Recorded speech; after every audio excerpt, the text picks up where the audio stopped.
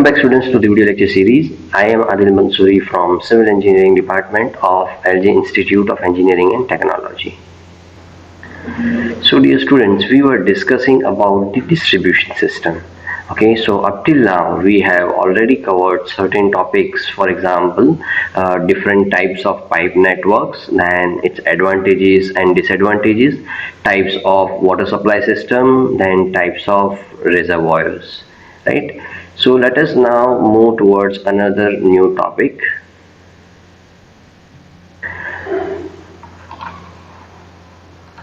Okay students, so today's topic of discussion is storage capacity of distribution reservoir.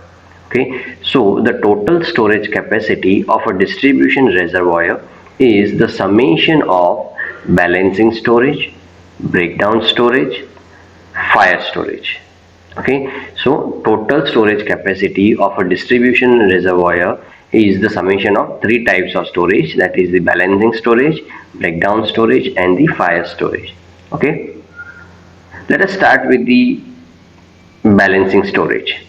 So the quantity of water required to be stored in the reservoir for equalizing or balancing the fluctuations of demand against constant supply is known as the balancing storage or equalizing or operating storage, right? That is, as we all know that the demand of water varies with the time, right? That is, in the morning the water demand is very high, then in the afternoon there is very less, then again in the evening it increases, right? So there is possibility that the adequate quantity of water may not be there, right? So that scarcity may occur. So in order to avoid that particular problem, we usually use balancing storage, right? That is, this storage is used for balancing or the equalizing the fluctuations. Clear? So balancing storage can be found by the formula of Maslow method and hydrograph method, okay, and also analytical method, right? So there are total three methods of finding out the balancing storage, that is Maslow method, hydrograph method and analytical method. Okay, let us start with the Maslow method. So it is a plot of inflow or outflow versus time, right? So the steps include finding out hourly demand for all 24 hours for typical days from past record, right? Then we need to find out the cumulative demand and plot it against the time, right? This gives mass curve of the demand. Okay, then plot cumulative supply against time, and so S, that is the storage, will be equals to A plus B, right? And repeat the procedure for typical days and determine S for the worst day. Okay, so dear students, you can see over here the formula that gave in this. Okay, the formula which I told you, that is S equals to A plus B, is coming from this graph, right? So you can see over here that there is a cumulative demand or supply, right? You can see here cumulative demand or supply, right, versus time is there. Okay, so when you draw the cumulative supply or demand, then you get an S curve, right? And when you join the first point and the last point of the curve, you get a straight line, right? And then the distance between the straight line and the curve, right, maybe it's a crest or it's a trough, right? So this is the maximum ordinate, right? This is the maximum ordinate, and here also this is the maximum ordinate, right? So the distance between this constant supply line, right, the constant supply line and the maximum ordinate, right, whether it may be of demand or of supply, right? So this will be, total storage will be A plus B. Clear? Let us talk about the breakdown storage. So the breakdown storage, or often called emergency storage, is the storage preserved in order to tide over the emergencies posed by failure of pumps, electricity, or any other mechanisms driving the pumps. Right. So there are possibility that because of the continuous work that has been done by the pumps, right, in the water treatment plant, there is chances of the pumps may break down, right, or because of the failure of the electric power, right, or any other mechanism. Then in that case a certain storage is already stored in the distribution reservoir, right. So that is known as the breakdown storage. So a value of about 25% of the total storage capacity of reservoir, or 1.5 to 2 times of the average hourly supply, may be considered as enough provision for accounting the storage of breakdown storage. Clear? So let us now talk about the third type of storage, that is the fire storage. Okay, so the third component of the total reservoir storage is the fire storage. This provision takes care of the requirements of the water for extinguishing fires, right? So if there is any fire outbreak in the city, then the water which is stored as a fire storage will be utilized. So a provision of 1 to 4 per person per day is sufficient to meet the requirement, right? So when reserve storage is elevated, amount of fire reserves may be determined by R equals to F minus P into T, where R is the reserve storage in liters, F is the fire demand in liters per minute, P is the reserve fire pumping capacity, that is also in liters per minute, and T is the duration of fire in minutes. Okay.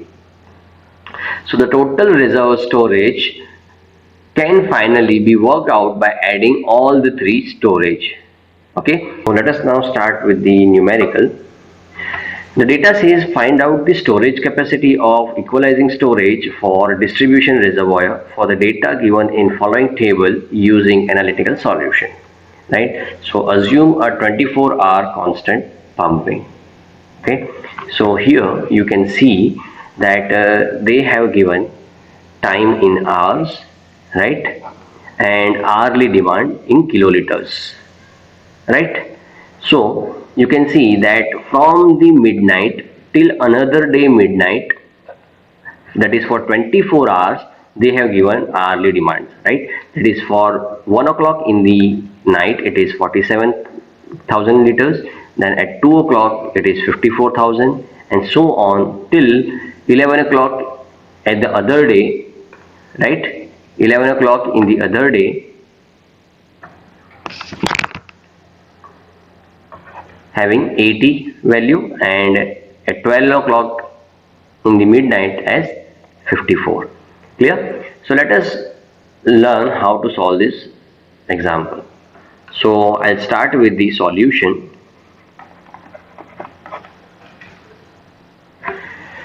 So here we need to make a table, right, where there will be total 7 columns. So time in hour and hourly demand is the data which we have already been given, right. Then we'll find out the cumulative demand, then we'll find out the constant pumping rate, then cumulative pumping rate, then excess demand or excess supply, right. So let us first enter all these values, right. So hourly demand, so first at midnight it will be 0, then it is 47, then it is 54, 63, 65, 72, 90,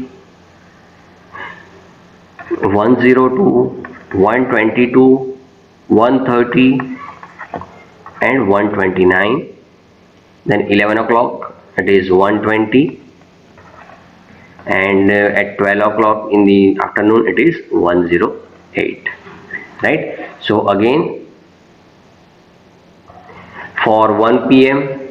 it is 96, then 90, then 90, Then for 4 o'clock it is 93, 96, 99, 102, 102, 90, 72, 80 and 54. Okay, so this is the data that we are given. So let us find out the cumulative demand, that is 0. 0 plus 47 will be 47, then 0 plus 47 plus 54 it will be 101, right? 101 plus 63 it will be 164, then 229, then 301, 391, 493, 615, 745, 874, then 994, then 1102, right? Then 1194, sorry, 1198, then 1288, 1378, 1471, 1567, 1666, 1768, 1870, 1960, 2032, 2112 and 2166, right? So you can see that from the midnight to the other midnight, that is in 24 hours, the maximum water that is supplied is 2166, right? So here I am writing that average daily supply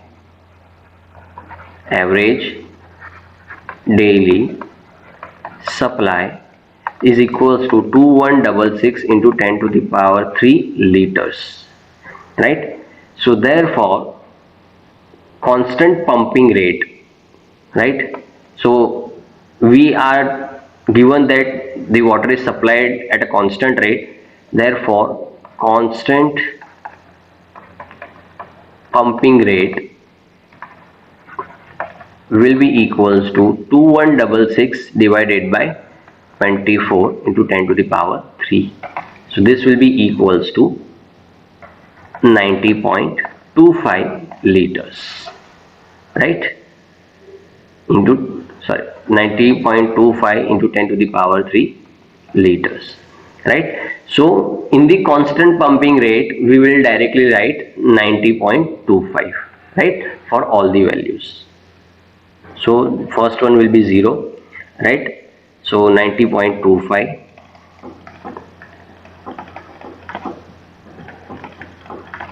clear?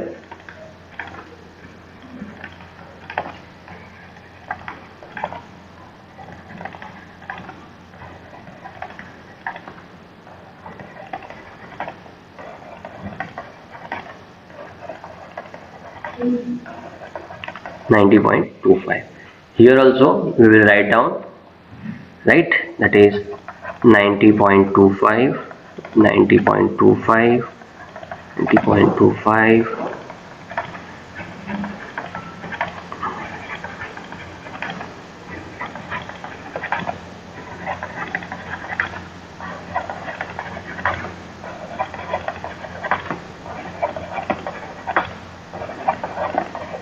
clear? So now we need to find out the cumulative pumping rate, right? So for cumulative pumping rate, what we will do is, here 0 plus 90.25, that will be 90.25. Here it will be 180.250, right? Then 270.75, then this will be 361, right? Then 451.25, then it will be 541.50, then 631.75, 722.00, 812.50, 902, sorry, this is 25, 812.25, 1002.50, right? Then 11 o'clock, 992.75, 1083.00, right? Then for 1 p.m. it is 1173.25, 1263.50, 1353.75, 1444.00, 1535.25, 1624, 1624.50, 1714.75, 1805, sorry, clear, 1895.25, then 1985.50, 2075.75, and 2166.00, right? So this value and this value both should match. Clear? Now you can see that the demand is 47 liters, right? And you are providing 90.25, right? So it means you are providing in excess, right? So here this value will be 90.25 minus 47, right? So I'll write over here, that is excess supply is of 43.25. Similarly, here 101 is the demand and you are providing 180.5, right? So this will be 79.5, clear. Similarly, it will be 106.75, 132, 150.25, 150.50, then 138.75, then 107, 67.25, and 28.50. Now here the value is 994 and you are providing 992.75, right? It means the demand is more, right, and you are supplying less, right? So there will be excess demand, right? So this value will be 1.25. Here we will be writing over here, that is in excess demand. Okay, then similarly 1102 minus 1083, that will be 19. Clear? So here also at 1 p.m. it will be 24.75, 24.50, 24.25, right? Then 27, 32.75, then it is 41.50, 43.25, 65, 64.75, 46.50, and last is 36.25. This is dash 0. Okay, so here you can find out that excess demand, talking about excess demand, you can see over here that the excess demand is 1.25, then 19, then it goes on increasing till this particular point, right? So this is the excess demand. So this is the maximum demand. Okay, and here excess supply, so it also goes on increasing till 150.50, right? So let us find out the capacity. Therefore capacity of reservoir will be equals to maximum excess demand plus maximum excess supply, right? So maximum excess demand is 65 and maximum excess supply is 150.5. So this comes out to be equals to 215.5, right? But since it is in kiloliters, answer will be in kiloliters, right? So you can write that answer that requires storage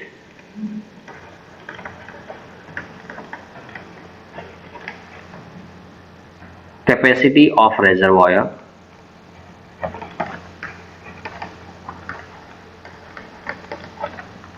is 215.5 into 10 to the power 3 liters. Okay, so that's all for this video. I hope you must have understood how to solve this numerical. So let us start with the new topic, that is the analysis of complex network. Okay, so as we all know that for any city there are numerous water connections, right? So there are numerous water connection pipelines, water connection walls, and many other appurtenances, right? So in the distribution system, for any closed network of pipes, the following conditions needs to be satisfied. The first one is the quantity of water entering a particular junction must be equal to the quantity of water leaving the same junction. That is, the law of continuity must be satisfied, right? What is the law of continuity? That is Q1 equals to Q2, or you can say A1 V1 equals to A2 V2, right? And the second condition is that the algebraic sum of the pressure drops across a closed loop must be 0, right? Now, based on these two principles, the calculations and the solutions of the closed network of pipelines are done by the methods of successive approximation, because there is no direct method, right? So we have to go by trial and error method only. So the first method is Hardy-Cross method. Second method is known as equivalent pipe method. Then third method is known as method of sections and circle method. Then there is a graphical method, electrical analog method, and pedometer distribution study method, right? So these are the different methods for analysis of complex method, and we will be today studying only the Hardy-Cross method. Okay, so let us start with the method, that is Hardy-Cross method.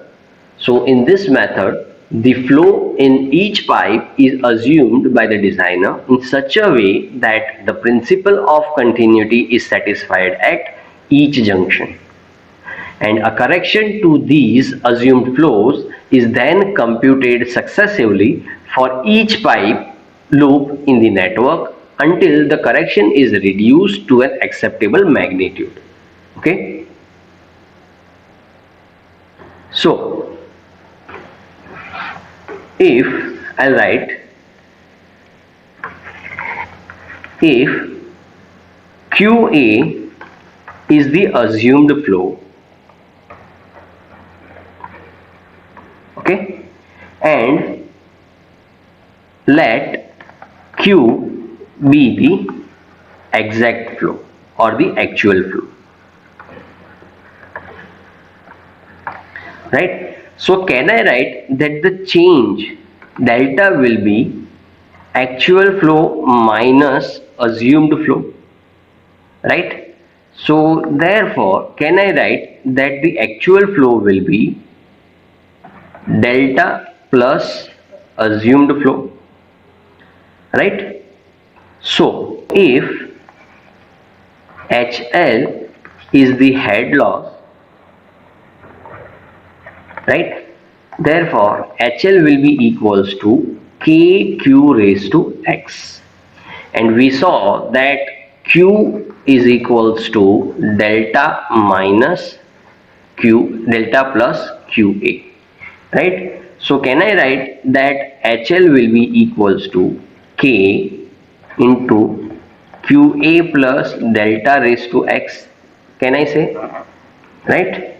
Now here, depending upon the method, X varies. For example, X is 1.85 for Hazen-Williams, right? And X is usually taken as 2 for Darcy's Weisbach formula. Okay? So we will usually use this equation. Okay? Now,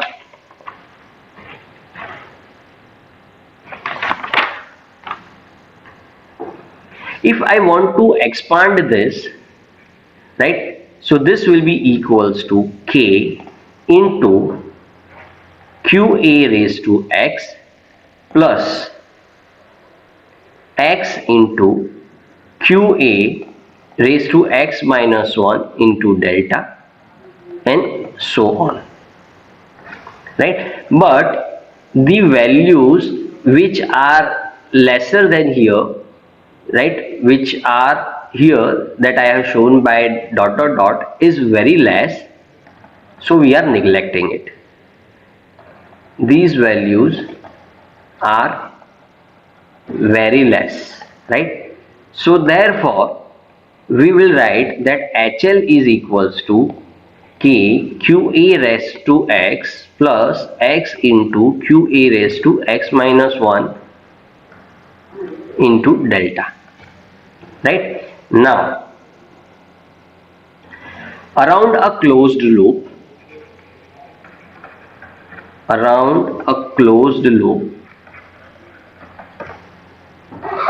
the summation of head loss must be 0.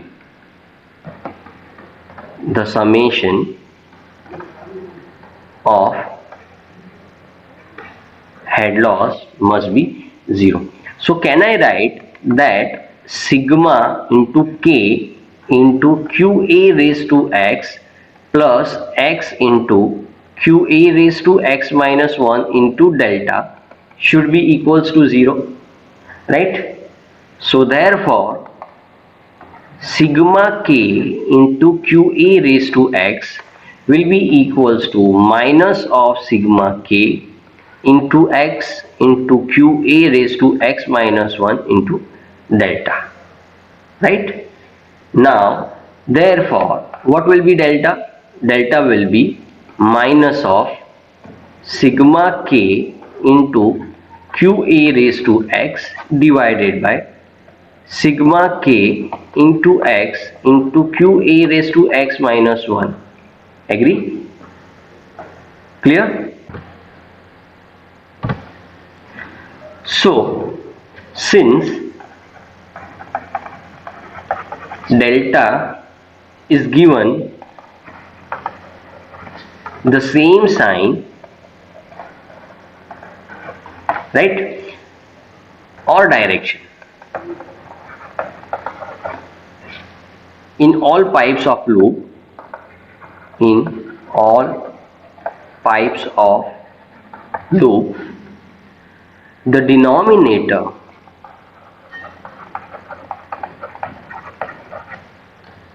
of the equation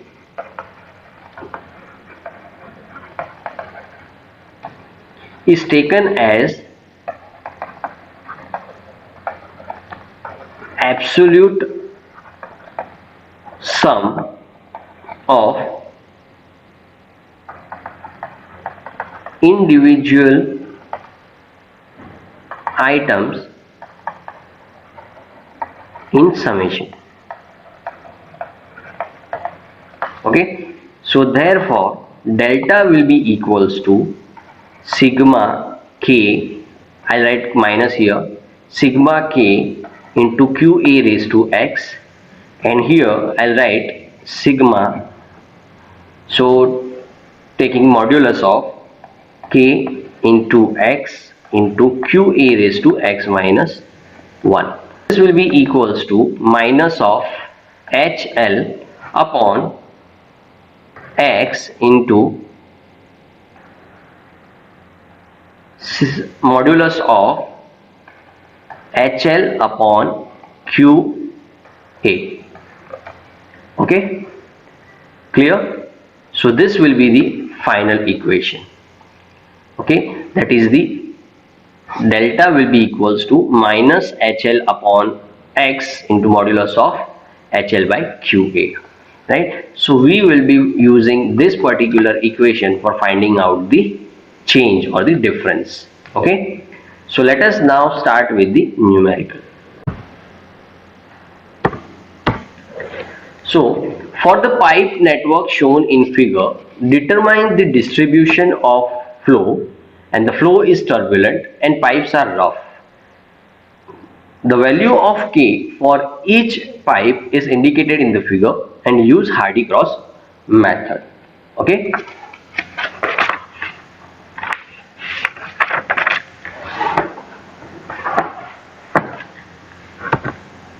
So you can see, dear students, that there is a network given and there are two inlet and two outlet. So according to continuity equation, Q1 should be equals to Q2, right? So here 50 is entering and here 50 is entering, right? So total how much is there? 100 is entering, so 100 has to leave from the this network, right? So here there is 75 and there is 25. Clear? So the continuity equation holds true. Okay. Now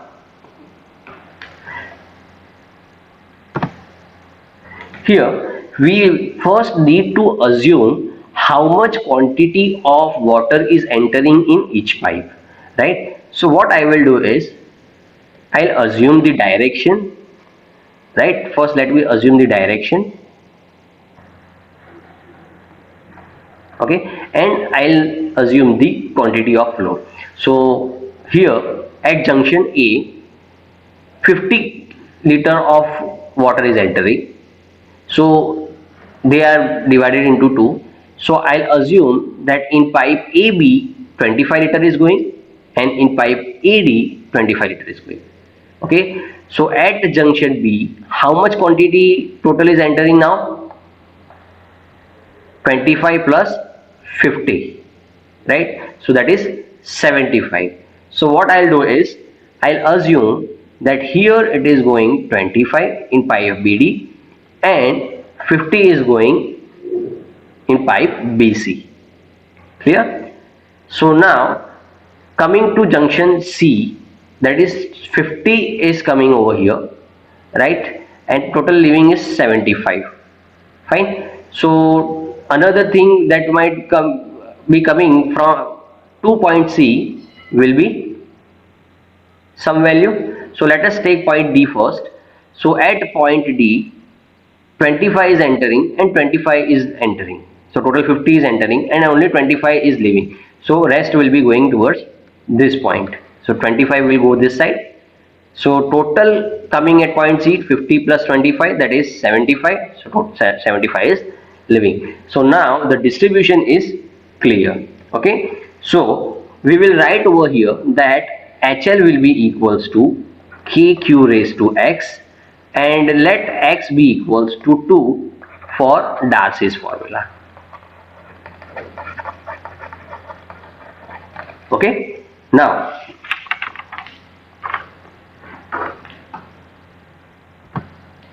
we will start with the first correction, right? That is the first iteration, we will say. So we will write pipe AB, pipe BC, sorry, pipe will be B. So what I'll do is pipe AB, then BD and DA, right?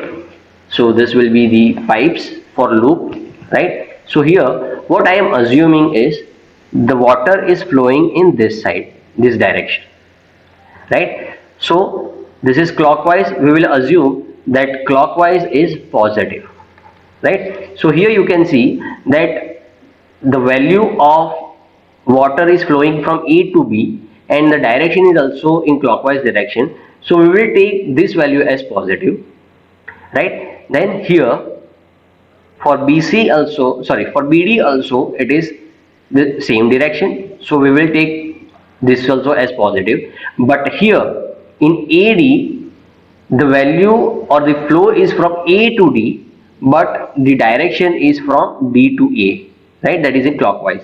So here this value will be negative. Okay, so assumed flow for AB is plus 25, right?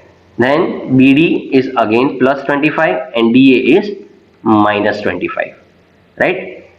Given K is 2, 1 and 2, right? So from the equation KQA square, this value comes out to be 1250. This comes out to be 225, 625 and minus 1250. Okay, so here we will take sigma equals to 625. Okay,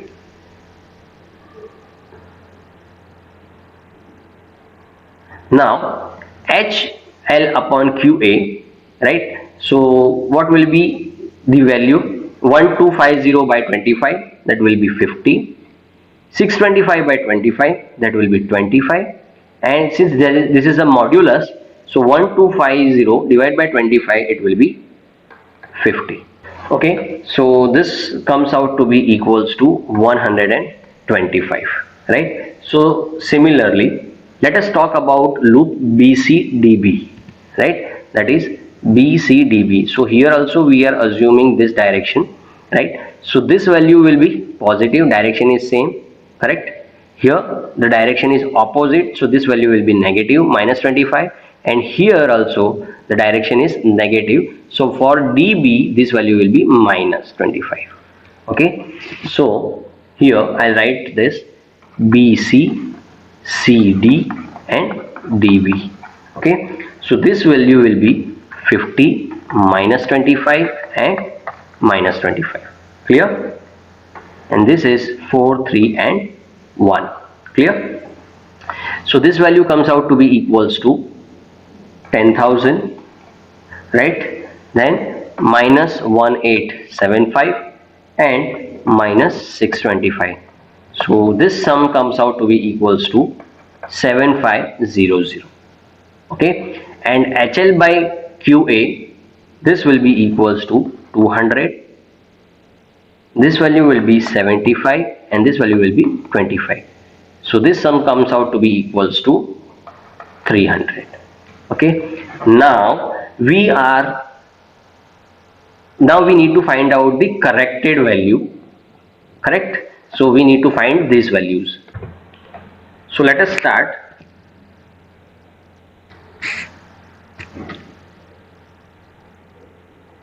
So here delta 1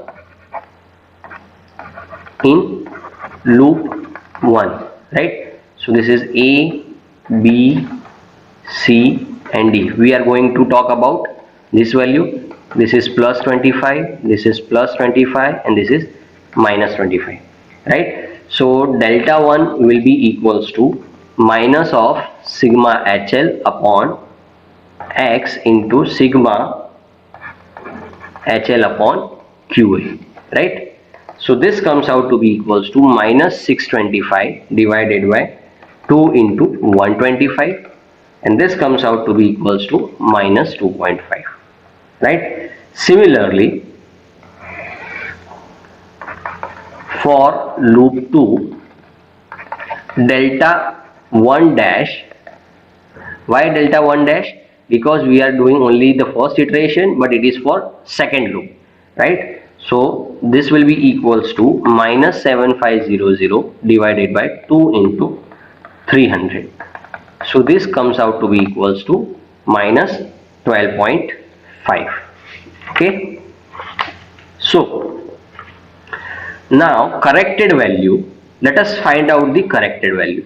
Okay, so corrected values for delta for pipeline BD.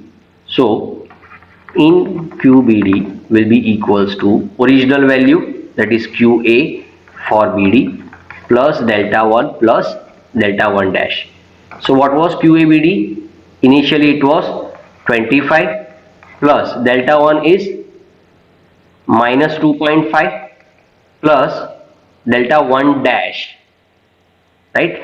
Now delta 1 dash, that is this is the value, correct, that is minus 2.5, and for this value, because we are assuming this way, so this value will be minus 12.5, right? So this will be minus and minus, right, minus 12.5. Understood? Because initial value is minus 12.5 and the direction is also negative, so this will become positive, right? So this comes out to be equals to 35 liters per second. Okay, so the corrected value for BD will be 35 liters.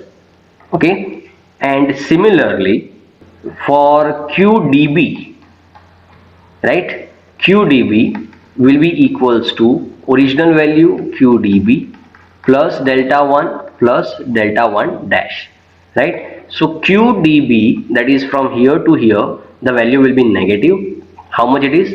Minus 25, plus delta 1 for this side, it is going to be the, both are going to be the same, so value will be minus 2.5, right, and plus delta 1 dash, that is for this side, right, and that is minus 12.5.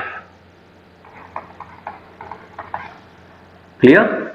So here we are assuming D to be, so this will be plus, and this value will come out to be equals to minus 35 liter per second. Okay, so now the corrected values will be 22.5, then 35 and minus 27.5, right? And similarly for here it will be 37.5, minus 37.5 and minus 35. Clear? Why? Because see, for AB 25 minus 2.5, that comes out to be equals to minus 22.5, right? Then for BD, that is 25 minus 2.5 and minus 12.5, this comes out to be 35, and for DA minus 25 and minus 2.5, that comes out to be equals to minus 27.5. So this is, once you will practice, you will come to know. Okay, so let us now move towards the second correction. Okay, so the pipelines will remain same, that is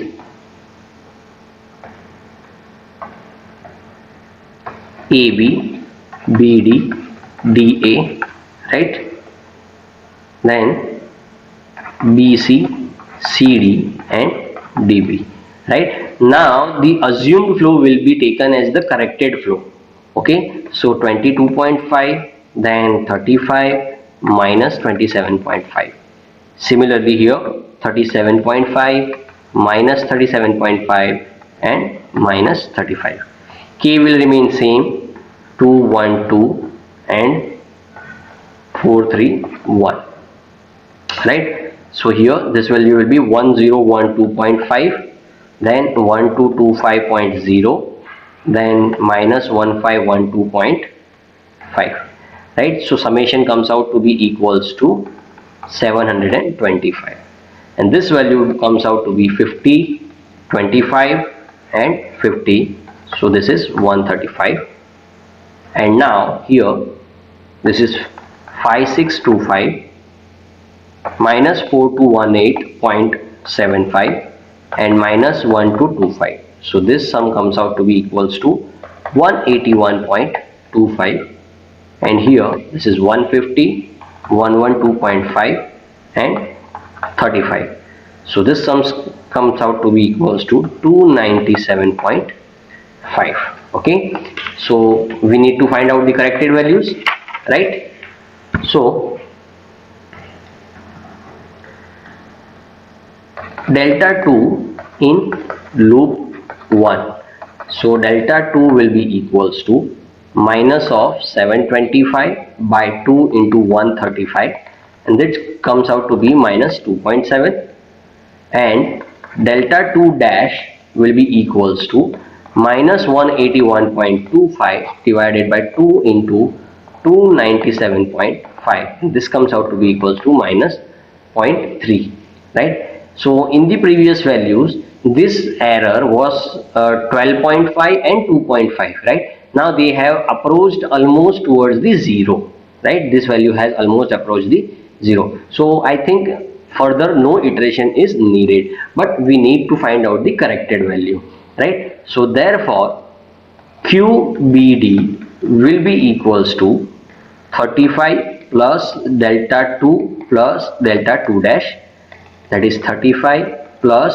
minus 2.7 plus minus 0.3, right? So this will be equals to 32.6 liter per second. Okay, and similarly